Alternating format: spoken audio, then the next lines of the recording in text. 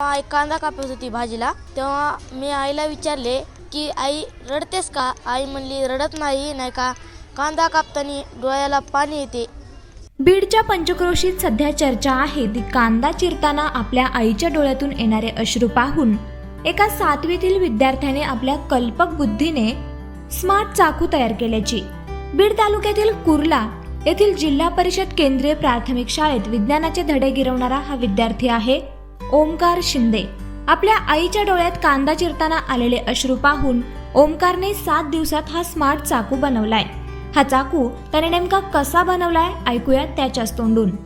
ते आई एका दिवशी कांदा कापत होती. मी शाळा सुटल्यावर घरी चाललो होतो, तेव्हा मी आईला विचारले की आई रडतेस का? आई म्हणली रडत नाही का कांदा कापताना डोळ्याला पाणी येते.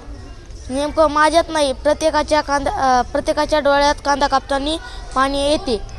मला ते राहवलं नाही. मग मी तोच प्रश्न राणे सरला विचारला. मग राणे सरांनी मला हे सांगितलं, हे सल्फर वायू गॅस बाहेर पडतो म्हणून. माझ्या डोक्यातच ते बसलं आणि मग मला ते कल्पना सुचली तशी. ओमकारचे आईवडील दोघेही शेतमजुरी करतात, तर ओमकारला असे नवनवे प्रयोग करण्याची प्रेरणा त्याच्या शिक्षकांकडून मिळाली. आता ह्या मुलांनी असंख्य गृहिणीच्या डोळ्यातलं पाणी पुसण्याचं काम केलेलं आहे. ज्यावेळी आपण कांदा कापतो त्यावेळी डोळ्यामध्ये पाणी येतं हे सर्वांना माहीत आहे. परंतु हे येऊ नये म्हणून एक अफलातून प्रयोग त्याने केला, त्याला नाव दिले त्याने स्मार्ट नाईफ.